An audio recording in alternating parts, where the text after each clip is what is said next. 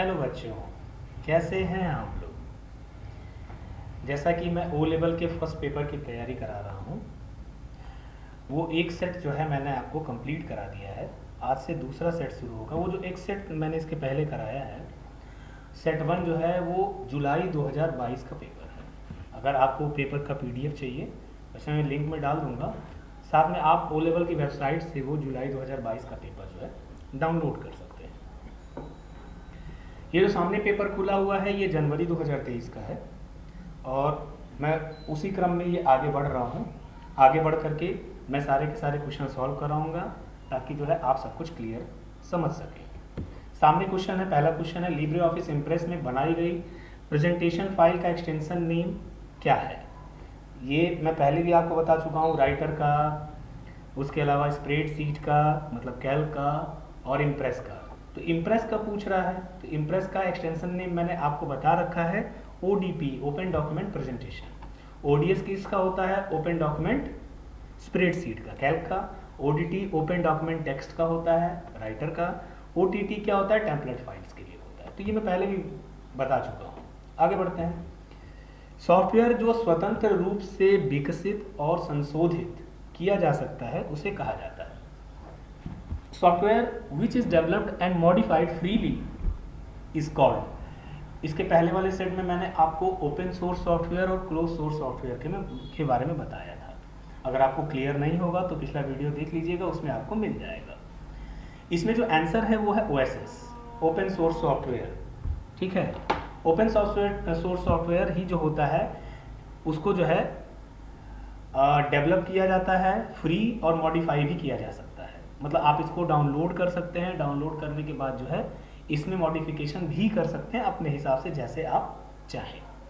इसके बाद आते हैं सिंक्रोनस सॉफ्टवेयर आ गया, पैकेज आ गया, मिडिलवेयर आ गया। इसके बारे में भी थोड़ा सा जान लेते हैं, जानना ज़रूरी है क्योंकि देखिए अभी तो खैर ओएसएस के बारे में पूछा तो आंसर ओएसएस हो गया, लेकिन अगर कभी सिंक्रोनस सॉफ्टवेयर से रिलेटेड कुछ क्वेश्चन आ गया या पैकेज से रिलेटेड कुछ क्वेश्चन आ गया या मिडिलवेयर से रिलेटेड, तो आप कैसे उसका आंसर देंगे।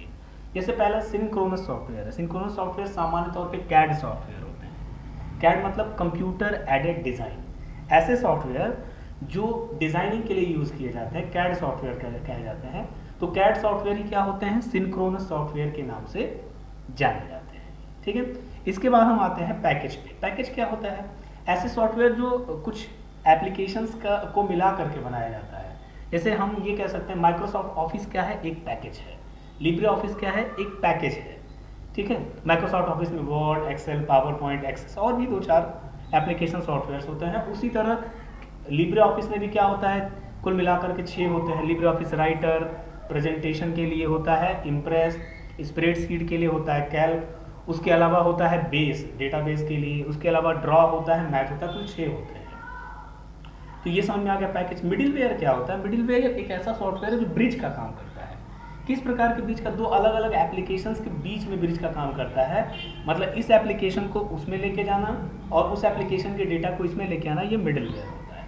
फिलहाल के लिए जो इसका आंसर है वो क्या है, ओएसएस है। आगे बढ़ते हैं, क्वेश्चन नंबर 3 पे आ जाते हैं। क्वेश्चन नंबर 3 क्या है हमारा, लिब्रे ऑफिस इम्प्रेस में बनाई गई प्रेजेंटेशन में फाइंड एंड रिप्लेस। देखिए मैं ये सारे के सारे शॉर्टकट्स को आपको समझा दे रहा हूँ। कंट्रोल जी जो होता है वो गो टू के लिए होता है, कंट्रोल एफ जो होता है वो फाइंड के लिए होता है, कंट्रोल आई किसी भी टेक्स्ट को इटैलिक करने के लिए होता है और कंट्रोल एच जो है फाइंड एंड रिप्लेस के लिए होता है। ठीक है, कभी कभी पूछा जाता है केवल रिप्लेस भी पूछ देगा तो उसके लिए भी ये कंट्रोल एच होता है। कभी कभी फाइंड एंड रिप्लेस के लिए पूछता है तो क्या है, कंट्रोल एच उसके लिए भी है। ठीक है, अब आते हैं लिब्रे ऑफिस कैल्क में फ्लिप एक्शन के लिए कौन सा सही नहीं है। पहले तो जानिए फ्लिप क्या होता है। सामान्य तौर पे फ्लिप का अर्थ होता है मिरर इमेज तैयार करना। किसी भी चीज़ की अगर मिरर इमेज तैयार करनी तो उसे क्या कहेंगे, फ्लिप कहेंगे। तो फ्लिप 2 प्रकार का होता है, एक हॉरिजॉन्टल होता है, एक वर्टिकल होता है। ठीक है, तो देखिए इसमें क्या क्या कहा गया है। सिलेक्शन को फ्लिप करने से, देखिए पहले मैं समझा देता हूँ, थोड़ा सा मैं समझा दूंगा तो शायद आपको अच्छे से समझ में आए। मैं राइटर खोल लेता हूँ, राइटर में कोई ड्राइंग बना लेता हूँ। जैसे यहाँ अगर आपको ड्राइंग टूल बार ले आना तो व्यू में जाइएगा, टूल बार में, और ड्राइंग टूल बार आपको यहाँ पर मिल जाएगा। यहाँ ढेर सारी ड्राइंग वगैरह है। कुछ ऐसी ड्राइंग बनानी है जिससे वो क्या हो जाए, फ्लिप का एक्शन हमको समझ में आ जाए। चलिए इसमें कोई ड्राइंग ऐसी, कोई पिक्चर इंसर्ट कर लेते हैं, ज़्यादा अच्छा समझ में आएगा। इमेज में गए, इंसर्ट में इमेज में गए, उसके बाद हम पिक्चर में चले गए, पिक्चर में जाकर के कोई भी पिक्चर ले लीजिए, जैसे यही पिक्चर हमने ले ली, ठीक है। इसको थोड़ा सा ड्रैग कर लिए। देखिए ये जो ये दिख रहा है ये एंकर होता है, इसको ध्यान रखिएगा, इसको एंकर कहा जाता है। इसको थोड़ा सा हमने छोटा कर लिया। अब आते हैं फ्लिप पे। फ्लिप के से यहाँ प्रॉपर्टी है, यहाँ प्रॉपर्टी पे क्लिक करिएगा, यहाँ ढेर सारी प्रॉपर्टीज़ की दिखेगी। जिस प्रॉपर्टी से आपको काम करना है वो कर। देखिए ये फ्लिप यहाँ पर दिया हुआ है। फ्लिप के लिए यहाँ पर दो ऑप्शन है, एक फ्लिप वर्टिकल है, एक फ्लिप हॉरिजेंटल है। पहले हॉरिजेंटल करके दिखाते हैं। फ्लिप का मतलब होता है अगर हॉरिजेंटली यहाँ पर कोई मिरर रखा हुआ है या यहाँ पर, तो क्या होगा, देखिए फ्लिप करिए, देखिए लेफ्ट का राइट और राइट का लेफ्ट हो जाता है फ्लिप करने से, है ना। कोई चीज़ लेफ्ट में है तो राइट में दिखाई देगी, या राइट में है तो लेफ्ट में दिखाई देगी। अगर वर्टिकल पे क्लिक करेंगे तो कोई चीज़ नीचे जो है वो ऊपर दिखाई देगी, और ऊपर है वो नीचे दिखाई देगी। ये फ्लिप होता है। फ्लिप एक्शन क्या होता है, उल्टा कर देता है, दाएं का बाएं, बाएं का दाएं, या ऊपर का नीचे, नीचे का ऊपर। अब आते हैं क्वेश्चन पे, क्या है, फ्लिप वर्टिकल सिर्स को नीचे की तरफ फ्लिप करता है, ठीक है। थोड़ा इंग्लिश में पढ़ना चाहें तो flip vertical flips the top to the bottom, सही है। Flip horizontal right side to the left side, सही है। Flip horizontal left side to the right side, ये तीनों सही है, ठीक है। अब ये पूछा है कि इसमें से क्या सही नहीं है। Flipping a selection convert it into a floating selection. कोई फ्लोटिंग सिलेक्शन नहीं। आप देखिए सेलेक्ट करिए, फ्लोटिंग सिलेक्शन से कोई मतलब ही नहीं है इसका, बस सेलेक्ट किया हो गया, ठीक है। तो फ्लोटिंग सिलेक्शन से कोई मतलब नहीं है। तो फिलहाल के लिए जो इसका आंसर होगा flipping a selection convert it into floating selection, ये मतलब यही आंसर इसका होगा, जो कि फ्लिप से नहीं किया जा सकता है। अब आगे बढ़ते हैं क्वेश्चन नंबर 5 पे। लिब्रे ऑफिस राइटर में प्रिंट प्रीव्यू के लिए शॉर्टकट क्या है। प्रिंट प्रीव्यू का शॉर्टकट जो होता है वो CTRL शिफ्ट O होता है। कभी कभी ऐसा पूछा, जैसे यहाँ प्रिंट प्रीव्यू पूछ दिया, कभी कभी नहीं यहाँ पर पूछ देगा कि बताइए टॉगल प्रिंट प्रीव्यू का शॉर्टकट क्या होता है। टॉगल प्रिंट प्रीव्यू या प्रिंट प्रीव्यू दोनों एक ही चीज़ है, मैं आपको यहाँ पे भी दिखा दे रहा हूँ। जैसे देखिए यहाँ पर प्रिंट प्रीव्यू का आइकन यहाँ बना हुआ है स्टैंडर्ड टूल बार में, ये स्टैंडर्ड टूल बार है हमारा, यहाँ प्रिंट प्रीव्यू का आइकन है ना, लिखा भी है टॉगल प्रिंट प्रीव्यू, और यहाँ शॉर्टकट क्या लिखा हुआ है CTRL शिफ्ट O। इस पर क्लिक करिए, ठीक है, आ गया। फिर से दोबारा क्लिक करिए, फिर से टॉगल हो जाएगा। यहाँ फाइल मेन्यू में भी ये ऑप्शन मिल जाएगा आपको प्रिंट प्रीव्यू का, है ना। CTRL शिफ्ट O इसका भी शॉर्टकट है यहाँ से भी, और CTRL शिफ्ट O यहाँ से भी इसका शॉर्टकट है। तो इसका आंसर क्या होगा, CTRL शिफ्ट O। आगे बढ़ते हैं, फुट नोट। देखिए फुट नोट के बारे में समझाते हैं। दो टर्म होते हैं, फुट नोट और फूटर। बच्चे अक्सर इसमें कंफ्यूज हो जाते हैं कि फुट नोट क्या होता है, फूटर क्या होता है। जैसे देखिए ये यहाँ लिखा हुआ है ना इस पर, ये हमारा क्या है, फूटर है। फूटर जो होता है वो हर पेज पर एक जैसा होता है, हर पेज पर दिखाई देगा, है ना, एक जैसा दिख रहा है। फुटनोट क्या होता है, वो एक ऐसी चीज़ है जो कोई ज़रूरी नहीं है कि हर पेज पर आएगी, लेकिन वो रहेगी पेज के नीचे ही, और वो हर पेज पर भी अगर आप रख रहे हैं तो अलग अलग रख सकते हैं। ऐसा नहीं कि जैसे ये फुटर रखे हैं तो हर पेज पर एक ही जैसा है, तो हर पेज पे फुटनोट भी ऐसा है, नहीं। फुटनोट आप पेज के नीचे ही रखेंगे पहले तो ये चीज़, और वो अलग अलग हो सकता है अलग अलग पृष्ठों पर। तो देखिए यहाँ पर क्या दिया हुआ है, सभी पृष्ठों के लिए नीचे लेकिन समान, नहीं, ये फुटनोट नहीं होता, ये फूटर होता है। यहाँ लिखा है प्रत्येक पृष्ठ के नीचे लेकिन अलग, हाँ ये आंसर सही है। पृष्ठ के फूटर के अंदर हो तो फुटनोट फूटर के अंदर ही ना रखेंगे, ठीक है, पेज के हेडर के अंदर। अब देखिए फूटर, ये आंसर फूटर के लिए होता है। फूटर जो होता है वो हर पेज के नीचे आएगा, और हेडर जो होगा हर पेज के नीचे आएगा। तो फुट नोट के लिए केवल यही कथन सत्य है, प्रत्येक पृष्ठ के नीचे लेकिन अलग। अब आते हैं क्वेश्चन नंबर 7 पे। टेलीग्राम का उपयोग किसके लिए किया जाता है। पेमेंट के लिए किया जाता है, विभिन्न प्लेटफॉर्मों पर संदेश भेजने के लिए, आवेदन ईमेल करने के लिए, इनमें से कोई नहीं। देखिए टेलीग्राम एक मैसेजिंग सॉफ्टवेयर है, जैसा कि आप व्हाट्सएप यूज़ करते हैं, ये यूज़ करते हैं, वो यूज़ करते हैं, वो क्या है, तो इसके लिए आंसर क्या होगा, विभिन्न प्लेटफॉर्मों पर संदेश भेजने के लिए। अब आते हैं OS में रेडी क्यू का रख रखाव किसके द्वारा किया जाता है।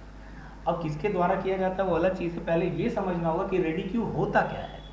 देखिए जब OS मतलब ऑपरेटिंग सिस्टम, जब कोई सिस्टम काम करता है तो उसमें ढेर सारे प्रोसेस चलते रहते हैं। तो होता क्या है, एट अ टाइम एक ही प्रोसेस होगी, दूसरी प्रोसेस होने में समय लगेगा, लेकिन वो समय इतना कम होता है कि हमको पता नहीं चलता है, मिली सेकेंड या माइक्रो सेकेंड में वो समय होता है, ठीक है। तो इसमें ये कहा जा रहा है कि OS में रेडी क्यू का मतलब जो भी प्रोसेस चल रही है, क्यू का मतलब है जो लाइन में लगी हुई हैं और अभी जो हैं। तो रेडी क्यू का रख रखाव किसके द्वारा किया जाता है। OS में रेडी क्यू का रख रखाव जो होता है वो लिंक लिस्ट के द्वारा किया जाता है। अगर आप कभी भविष्य में सी या C++ प्रोग्रामिंग लैंग्वेज पढ़ेंगे तो उसमें लिंक लिस्ट का जो है कॉन्सेप्ट आएगा। उसमें क्या होता है, एक लिस्ट दूसरे लिस्ट से किसी न किसी एड्रेस के द्वारा जुड़ी हुई होती है। अब इसको डिटेल में समझाएंगे तो बहुत ज़्यादा नहीं समझ में आने वाला है, बस आप ये जानिए कि OS में रेडी क्यू का रख रखाव लिंक लिस्ट के द्वारा किया जाता है, ये याद रखिएगा, ठीक है। अगला है लिब्रे ऑफिस कैल्क में डिपेंडेंट का पता लगाने के लिए क्या किया जाता है। अब सबसे बड़ी बात ये कि आपको ये जानना है कि डिपेंडेंट्स होता क्या है। दो चीज़ें होती हैं लिब्रे ऑफिस कैल्क में, डिपेंडेंट्स और प्रेसिडेंट्स। चलिए मैं इन दोनों को आपको करके दिखाता हूँ। जैसे मान लेते हैं कि यहाँ सामने हमारी स्प्रेडशीट खुली हुई है और यहाँ हम दो वैल्यूज़ लिख दे रहे हैं, कोई भी दो वैल्यूज़ हमने लिख दी और इनको ऐड कर रहे हैं, कहीं पर भी इधर उधर ऐड कर लेते हैं, equal to A1 plus B1, और इसको जो है कहीं पर जो है यहाँ लिख देते हैं equal to B1 minus A1, ऐसे लिख दिया, ठीक है। हम कोई भी वैल्यू चेंज करेंगे ये हो जाएगा। अब देखिए जैसे मान लीजिए हम 66 पे क्लिक कर रहे हैं तो यहाँ फॉर्मूला दिख रहा है, ठीक है, या इस पर डबल क्लिक भी कर देंगे तब भी हमको फॉर्मूला पता चल जाएगा कि कौन कौन सी वैल्यू यूज़ की गई है। लेकिन अगर हम ये कहें कि बताइए कि 43 जो है इसका किस किस जगह पर यूज़ किया गया फॉर्मूला में, तो ये हम ऐसे आसानी से पता नहीं लगा सकते हैं। इसके लिए टर्म आता है डिपेंडेंट। डिपेंडेंट क्या होता है ये आपको मिलेगा टूल्स में। टूल्स में जा करके जब आप डिटेक्टिव एरिया में जाएंगे तो यहाँ पे दिया हुआ है ट्रेस प्रेसिडेंट्स और ट्रेस डिपेंडेंट्स, ठीक है। ट्रेस डिपेंडेंट पे जो ही हम क्लिक करेंगे इस 43 का जहाँ जहाँ पर भी यूज़ हुआ है वो आपको पता चले। देखिए साथ में शॉर्टकट भी लिखा हुआ है शिफ्ट प्लस F5, इस पर क्लिक किया, देखिए बताया जा रहा है कि इस 43 का यूज़ यहाँ पर किया गया है और यहाँ पर भी किया गया है, दोनों जगह। अगर आपको ये एरो रिमूव करने हैं तो फिर से जाएगा डिटेक्टिव में, यहाँ रिमूव ऑल ट्रेसेस है, इस पर क्लिक कर दीजिएगा। ये डिपेंडेंट का मतलब इस वैल्यू पे कौन कौन से चीज़ें डिपेंडेंट हैं, ये डिपेंडेंट हो गया। अब आते हैं प्रेसिडेंट पे।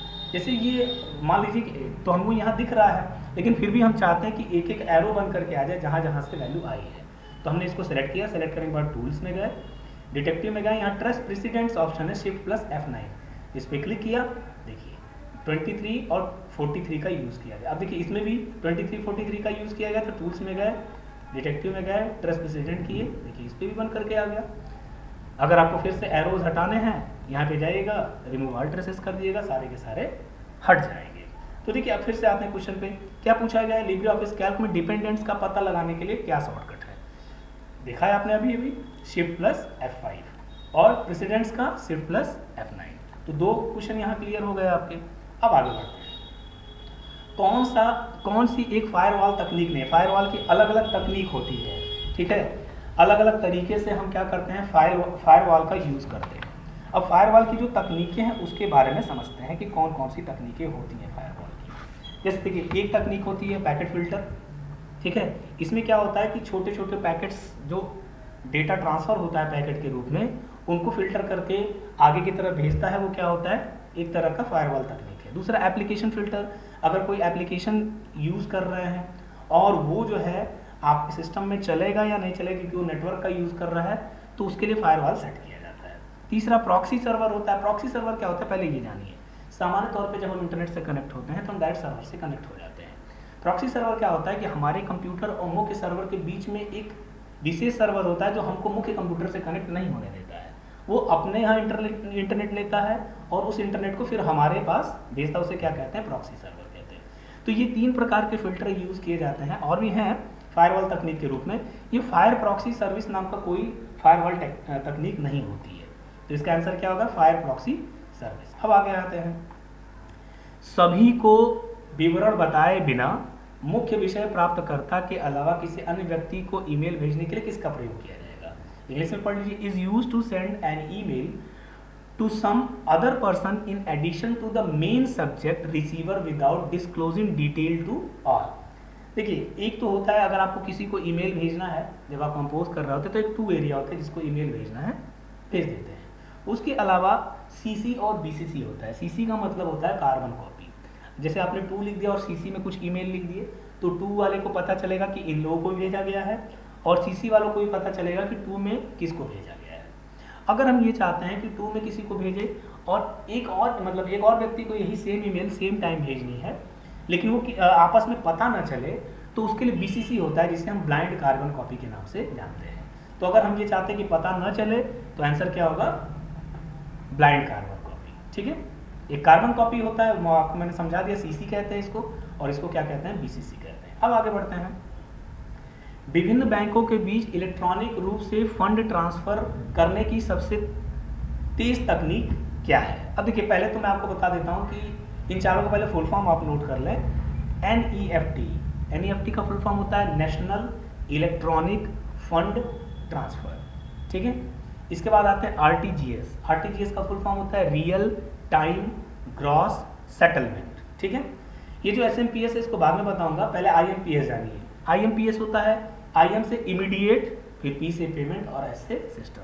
और ये जो SMPS है इसका पेमेंट सिस्टम से कोई मतलब नहीं। SMPS एक डिवाइस होती है जो आपके कंप्यूटर के साथ लगाई जाती है, जिसमें जो है पीछे की तरफ जो है ये असल में SMPS मान लीजिए कि ये आपके पूरे के पूरे कंप्यूटर को पावर सप्लाई देता है और डिसाइड करता है कि किस एरिया को कितनी पावर मिलेगी। इसे कहते हैं switch mode power supply. SMPS का फुल फॉर्म होता है स्विच मोड पावर सप्लाई। तो अब इसमें पूछा गया है कि अब ये पेमेंट मेथड तो यही तीन है, इन तीनों में सबसे तेज कौन सा है? सबसे तेज जो होता है IMPS होता है, तुरंत फंड ट्रांसफर हो जाता है। चलिए आगे बढ़ते हैं। लिब्रे ऑफिस के चार्ट विजार्ड में कौन सा स्टेप वैध नहीं है? ठीक है, चलिए अब चार्ट विजार्ड खोल करके ही आपको दिखा देते हैं। हमने ये क्या किया, कैल्क खोल लिया और कोई डेटा फिल कर लिया, और क्या करेंगे, हम सेलेक्ट कर ले रहे हैं इसको। सेलेक्ट करके हम क्या करते हैं, इंसर्ट में गए और इसमें चार्ट ऑप्शन पे गए, एक चार्ट बन करके अपने आप आ जाएगा, ठीक है। और साथ में ये चार्ट विजार्ड खुल गया, देखिए सामने खुला है ना चार्ट विजार्ड। आप यहाँ देखिए क्या क्या स्टेप्स हैं। चार्ट टाइप स्टेप है, चार्ट टाइप सेलेक्ट कर सकते हैं यहाँ से। डेटा रेंज है, ऑलरेडी हम डेटा चूंकि सेलेक्ट किए हुए हैं तो कोई दिक्कत नहीं, सेलेक्ट किए हुए हैं तो यहाँ पे क्लिक करके आप सेलेक्ट कर सकते हैं डेटा। डेटा सीरीज दिखाई देगी, कौन कौन से कॉलम में डेटा सीरीज है, क्या क्या उसमें फिल करना है आपको। और चार्ट एलिमेंट, तो यहाँ क्या है, chart type, data range, data series, chart element. अब आते हैं क्वेश्चन पे। क्वेश्चन क्या है, data series, chart element, chart type. देखिए chart type, chart element, data series, तीनों ऑप्शन आपको वहाँ मिल रहे थे, लेकिन चार्ट सीरीज नाम का यहाँ कोई ऑप्शन नहीं था। देख लीजिए यहाँ चार्ट सीरीज नहीं है, तो इसमें से क्या नहीं होता है, चार्ट सीरीज नहीं होता। अब आते हैं लिब्रे ऑफिस कैल्क में एक्सटेंशन मैनेजर को सक्रिय करने का शॉर्टकट। सबसे पहले जानिए एक्सटेंशन मैनेजर होता क्या है। किसी भी, चाहे लिब्रे ऑफिस राइटर हो चाहे कैल्क हो, ठीक है, उसमें क्या होता है कि कुछ अलग से प्लगइन्स कह सकते हैं या कुछ अलग से फीचर्स डाले जाते हैं, जैसे एक्सटेंशन मैनेजर कहा जाता है। एक्सटेंशन मैनेजर को एक्टिव करने के लिए कहाँ जाएंगे, क्या शॉर्टकट है, ये आपको बताते हैं। चूँकि कैल्क में पूछा है तो मैं कैल्क ओपन कर देता हूँ, ये बंद कर दे रहा हूँ, ठीक है।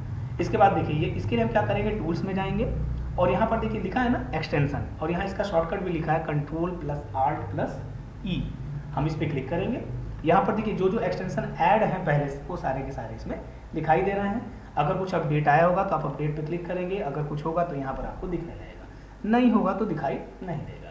तो देखिए यहाँ पर शॉर्टकट क्या दिया हुआ है, Ctrl+Alt+E। तो यहाँ पर आंसर क्या होगा, इसका आंसर होगा Ctrl+Alt+E। चलिए फिर आगे बढ़ते हैं अगले क्वेश्चन पे, 15 पे। वर्तमान स्लाइड से प्रेजेंटेशन शुरू करने का शॉर्टकट क्या है? Shortcut to start the presentation from the current slide. देखिए फिर से इसमें खोल लेते हैं। यहाँ पर ये हमारी स्लाइड है, मान लेते हैं 4-5 स्लाइड है। देखिए यहाँ पर स्लाइड शो में दिया हुआ है start from the first slide, start from the current slide. पहली स्लाइड से अगर आपको शो करना है तो क्या करेंगे, F5 बटन प्रेस करेंगे, और करंट स्लाइड से शो करना है मतलब वर्तमान से तो क्या करेंगे, अब इन दोनों में अंतर समझिए। F5 बटन प्रेस करेंगे, मान लेते हैं 10 स्लाइड्स हैं, F5 बटन प्रेस करेंगे तो पहली, दूसरी, तीसरी मतलब पहले से स्टार्ट होगा। और अगर शिफ्ट के साथ F5 बटन प्रेस करेंगे तो डिपेंड करेगा कि हमारे सामने कौन सी स्लाइड खुलेगा। सामने चौथी स्लाइड खुली हुई है, टोटल 10 हैं लेकिन सामने चौथी खुली हुई है, और हमने क्या किया, शिफ्ट के साथ F5 बटन प्रेस कर दिया तो चौथी स्लाइड से ही स्लाइड शो शुरू होगा, पहली दूसरी शो नहीं होगा, पहली दूसरी तीसरी कोई शो नहीं होगा। तो देखिए यहाँ पर क्या है, शिफ्ट के साथ F5 बटन प्रेस करेंगे तभी होगा वर्तमान स्लाइड से, नहीं तो नहीं होगा, और F5 बटन प्रेस करेंगे तो पहली स्लाइड से हो जाएगा। अब आते हैं लिब्रे ऑफिस कैल्क पर फाइल को दूरस्थ रूप से सेव नहीं कर सकते हैं। दूरस्थ रिमोट, आप सेव एज रिमोट ऑप्शन भी होता है, मैं आपको दिखा देता हूँ लिब्रे ऑफिस कैल्क में। चलिए आगे, यहाँ पर सेव रिमोट ऑप्शन दिया हुआ है ना, यहाँ पर ढेर सारा देखिए सर्विसेज दिया हुआ है, ऐड सर्विसेज यहाँ दिया हुआ है, यहाँ ढेर सारी सर्विसेज हैं, ठीक है ना। इन सर्विसेज का नाम यहाँ पर देख लीजिए, वहाँ जो पूछा हुआ है वो देखते हैं क्या क्या पूछा हुआ है। पूछा क्या है, Google drive, one drive, IBM lotus note और FTP। चलिए आते हैं, गूगल ड्राइव पहले ही आपको दिख रहा है, वन ड्राइव दिख ही रहा है, IBM लोटस नोट्स कहीं नहीं दिख रहा है, नहीं है ना, और FTP दिख रहा है। मतलब कुल मिलाकर के आप क्या कर सकते हैं, IBM लोटस नोट्स में अपनी फाइल को रिमोटली सेव नहीं कर सकते हैं। ठीक है, आगे बढ़ते हैं। ये क्वेश्चन ही गड़बड़ है, आप लोग थोड़ा सा मिला भी लीजिएगा, इंटरनेट पर सर्च कर लीजिएगा। लिखा ATM डेबिट कार्ड पर छपे अंकों की संख्या कितनी होती है। ATM डेबिट कार्ड पर छपे हुए अंकों की संख्या 16 होती है, इसमें वो ऑप्शन नहीं है। आगे बढ़ते हैं। सेव एज के लिए शॉर्टकट क्या है। सेव एज मैंने पिछले पेपर में भी समझाया था डिटेल में, save as, save a copy. फिलहाल के लिए शॉर्टकट क्या है, CTRL शिफ्ट एस है। आगे बढ़ते हैं। कौन सी सेवा ग्राहकों को डायनेमिक IP एड्रेस प्रदान करती है। अब सबसे पहले समझिए कि IP एड्रेस क्या होता है, फिर हम लोग समझेंगे कि डायनामिक IP क्या होती है, स्टैटिक IP क्या होती है, या जो ऑप्शंस ये दिए हुए उनका मतलब क्या है। ठीक है, चलिए सबसे पहले IP क्या होता है। जब भी दो या दो से अधिक डिजिटल डिवाइसेस आपस में जोड़ी जाती है तो उन्हें एक विशेष प्रकार का एड्रेस दिया जाता है, जिन्हें हम क्या कहते हैं, IP कहते हैं, IP एड्रेस। ठीक है, सामान्य तौर पे IP एड्रेस दो प्रकार के होते हैं, एक होता है स्टैटिक IP एड्रेस और एक होता है डायनामिक IP एड्रेस। ठीक है, स्टैटिक IP एड्रेस में क्या होता है कि पर्टिकुलरली यूजर के द्वारा जो है या नेटवर्क एडमिनिस्ट्रेटर के द्वारा सिस्टम के अंदर एक विशेष प्रकार का एड्रेस खुद डाला जाता है। ठीक है, और वो परमानेंट वही बना रहता है, उसमें कभी कोई चेंज नहीं होता जब तक उसको चेंज नहीं किया जाता है। ठीक है, तो उसे हम क्या कहते हैं, स्टैटिक IP एड्रेस कहते हैं। ठीक है, इसके अलावा होता है डायनामिक IP एड्रेस। हम क्या करते हैं, नेटवर्क पे छोड़ देते हैं कि नेटवर्क जो है खुद से ही IP एड्रेस ले। मतलब मान लेते हैं कि नेटवर्क में 10 कंप्यूटर हैं, तो जो कंप्यूटर पहले खुलेगा उसका IP एड्रेस पहला हो जाएगा, जो दूसरा खुलेगा उसका दूसरा हो जाएगा। नेटवर्क खुद ही डिसाइड कर लेगा कि किसको कौन सा IP एड्रेस दिया जाएगा, वो क्या होता है, डायनामिक IP एड्रेस होता है। ठीक है, अब बात करते हैं कि ये सारी चीज़ें हैं क्या। पहले हम विंस की बात करते हैं। विंस क्या होता है, पहले इसका फुल फॉर्म नोट कर लीजिए आप लोग, विंडोज इंटरनेट नेम सर्विस। ठीक है, फिर DNS का full form domain name system. उसके बाद तीसरा है DHCP, इसका है डायनेमिक होस्ट कंट्रोल प्रोटोकॉल, और एक होता है पीयर टू पीयर प्रोटोकॉल। वैसे इसका जो आंसर है डायनेमिक IP एड्रेसिंग का जो ऑप्शन होता है, ठीक है, ये क्या होता है, DHCP होता है, डायनेमिक होस्ट कंट्रोल प्रोटोकॉल। तो इसका आंसर क्या हो जाएगा, DHCP। अब आते हैं क्वेश्चन नंबर 20 पर। मोबाइल साइबर खतरों और ऑनलाइन घोटालों से सुरक्षा प्रदान करने में मदद करने के लिए एक उपयोगिता सॉफ्टवेयर, यूटिलिटी सॉफ्टवेयर कौन सा है। देखिए सब पे नॉट ऑन दिया हुआ है। ठीक है, अब इस नॉट ऑन में कौन सा सही है। देखिए नॉट ऑन मोबाइल सिक्योरिटी नाम का सॉफ्टवेयर आता है, इसके अलावा मोबाइल गार्ड नहीं आता है, एंटीवायरस मोबाइल सुरक्षा नाम का कुछ नहीं आता है। तो इसका आंसर क्या होगा, नॉट ऑन मोबाइल सिक्योरिटी। अब आते हैं आगे क्वेश्चन नंबर 21। लिब्रे ऑफिस में ट्रैक परिवर्तन की अनुमति नहीं देता है। अब देखिए ट्रैक परिवर्तन होता क्या है, पहले यहाँ पर कहाँ होता है ये भी जान लीजिए, ये भी सब जानना ज़रूरी है। एडिट में जाएंगे, एडिट में क्या होता है, यहाँ पर ट्रैक चेंजेस ऑप्शन होता है, ये सारा का सारा ऑप्शन दिया हुआ है। ठीक है, ट्रैक चेंजेस होता क्या है, जैसे मान लीजिए कि आपने डॉक्यूमेंट तैयार किया और आपने ट्रैक चेंजेस अप्लाई कर दिया। अप्लाई करने के बाद क्या होगा कि अगर ट्रैक चेंजेस अप्लाई है तो आपके डॉक्यूमेंट में किसी भी प्रकार का जो परिवर्तन किया जाएगा वो ट्रैक होता रहेगा, वो अलग तरीके से आपको दिखेगा, आपको पता चल जाएगा। जैसे फॉर एग्जांपल, जैसे मान लिया हमने यहाँ पर लिख दिया, नीरज लिख दिया हमने यहाँ पर। ठीक है, इसके बाद हमने क्या किया, ट्रैक चेंज अप्लाई किया, एडिट में गए, ट्रैक चेंज में गए, हमने रिकॉर्ड कर दिया। ठीक है, अब यहाँ पर हमने लिखा कंप्यूटर। अब देखिए ये अलग तरीके से लिख रहा है। ठीक है, ये हमारा शो हो रहा है, रिकॉर्ड भी हो रहा है। ठीक है, तो ये क्या है, हमारा ट्रैक चेंज रिकॉर्ड हो रहा है।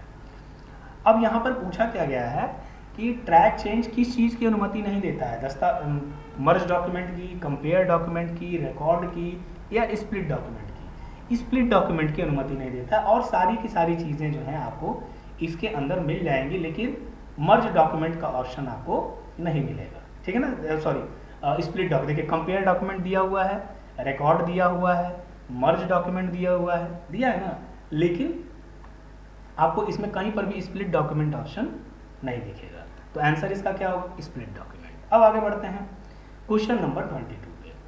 22 में क्या, लिब्रे ऑफिस कैल्क में अरेंज करने के लिए कौन सा वैध विकल्प नहीं। अरेंज का यहाँ क्या मतलब है, पहले कैल्क हम खोल लिए। कैल्क में सबसे पहले इसमें भी हम ड्राइंग टूल बार ले आते हैं, ड्राइंग टूल बार ले आएंगे तो अच्छे से समझ में आएगा। टूल बार में गए और यहाँ गए ड्राइंग टूल बार, कुछ ड्राइंग बना लेते हैं। ये हमने ड्राइंग बना ली और इसका कलर थोड़ा सा अलग कर देते हैं प्रॉपर्टी से, ताकि जो है हमें चीज़ें अच्छे से क्लियर रहें। एक और ड्राइंग बना लिया, इसका कलर कुछ और कर देते हैं, और एक तीसरी ड्राइंग बना ले रहे हैं इलेक्ट्रिकल टाइप, ठीक, इसका कलर हम रेडिश दे रहे हैं, ठीक। अब देखिए खास बात देखिए, जो चीज़ हमने पहले बनाई है वो सबसे पीछे है, और जो चीज़ हमने सबसे बाद में बनाई है वो सबसे आगे है। अब इसी की पोजीशन अगर चेंज करनी है तो क्या करें? देखिए यहाँ पोजीशन एंड साइज दिया हुआ है, पोजीशन एंड साइज में यहाँ पर ऑप्शंस दिए हुए हैं, ये 4 ऑप्शन है अरेंज के। देखिए 4 ऑप्शन क्या है कि एक ऑप्शन है ब्रिंग टू फ्रंट, ठीक है, ये है फॉरवर्ड 1, ये ऑप्शन है बैक 1, और ये है सेंड टू बैक। सबसे पहले समझ, जैसे मान लीजिए सबसे आगे है, इसको केवल एक स्टेप पीछे ले जाना है। एक स्टेप का मतलब ट्राइंगल और स्क्वायर के बीच में, तो हमने इसको सेलेक्ट किया और यहाँ से बैक 1 पे क्लिक किया। देखिए ये दोनों के बीच में आ गया। अगर हम एकदम बैक करना चाहते हैं, सेंड टू बैक कर देते, एकदम पीछे से एकदम आगे ले आना है, इस पर क्लिक कर दिया, एकदम आगे आ गया। उसी तरह जैसे मान लीजिए ये रेक्टेंगल है, इसको एक स्टेप केवल आगे ले आना था। अगर एक स्टेप आगे ले आना है तो हम यहाँ पर क्या करेंगे, फॉरवर्ड 1 करेंगे। देखिए एक स्टेप आगे आ गया, सबसे पीछे जो है आपका चला गया है ट्राइंगल। देखिए ट्राइंगल आपका सबसे पीछे दिख रहा है। तो देखिए इसमें 4 ऑप्शन है, ब्रिंग टू फ्रंट, ठीक है, देखिए यहाँ पर दिया bring to front, forward 1, back 1 और सेंड टू बैक। तो अब आते हैं यहाँ पर, ब्रिंग टू फ्रंट था ही, सेंड टू बैक था ही, सेंड टू फ्रंट नाम का कोई ऑप्शन नहीं था, फॉरवर्ड 1 था, तो ये क्या है, इनकरेक्ट है, मतलब अरेंज के लिए इनकरेक्ट है ये। अब आते हैं आगे, लिब्रे ऑफिस कैल्क में बनाई गई स्प्रेडशीट, ये फिर से आ गया, ठीक है, मैं फिर समझा दे रहा हूँ, ODS होता है, ठीक है। आगे बढ़ते हैं, राइटर में दस्तावेज का फाइल का एक्सटेंशन नेम। देखिए यहाँ पर क्या पूछ दिया, कैल्क का पूछ दिया, यहाँ राइटर का पूछ दिया। राइटर का हमने बताया है ODT, ठीक। आगे बढ़ते हैं, प्रिंट प्रीव्यू का शॉर्टकट क्या होता है? प्रिंट प्रीव्यू का शॉर्टकट होता है Ctrl+Shift+O। देखिए इसके पहले भी आगे टॉगल वर्ड आया ना, यहाँ पे हमने समझाया था कि टॉगल भी पूछ सकता है, तो टॉगल वर्ड आ गया, ठीक है। अब आते हैं, फेसबुक के CEO का नाम बताइए। फेसबुक के CEO, जैसा कि आप सभी जान रहे हैं, मार्क जुकरबर्ग। अब देखिए हम थोड़ा सा एक्सप्लेन करना चाह रहे हैं ये 4 नाम जो है इसके बारे में भी। जब फेसबुक शुरू हुआ था तो उसका जो शुरुआती नाम था वो नाम था thefacebook.com, केवल facebook.com नहीं था, thefacebook.com था। ये 5 लोगों ने मिल करके ये शुरू किया था। सबके अपने अपने टास्क थे, ठीक है। मार्क सेवरिन का अलग टास्क था, एंड्रू मैककॉलम का अलग टास्क था, डस्टिन बाइडेन का अलग टास्क था, ठीक, क्रिस ह्यूजेस का अलग टास्क था। शुरू किया था सभी लोगों ने, लेकिन फिलहाल के लिए जो CEO हैं वो क्या हैं, मार्क जुकरबर्ग हैं। ये भी आप याद रखिएगा, एक अच्छी चीज़ है, ठीक है। तो आज के लिए बस करते हैं, ये 26 क्वेश्चन हो गए हैं और मुझे लगता है कि ये काफ़ी है। अगली वीडियो में आगे सारी चीज़ें मैं आप लोगों को बताऊंगा। आज के लिए बस इतना ही। बहुत बहुत धन्यवाद आप लोगों का, और अच्छे से पढ़िएगा, ठीक है।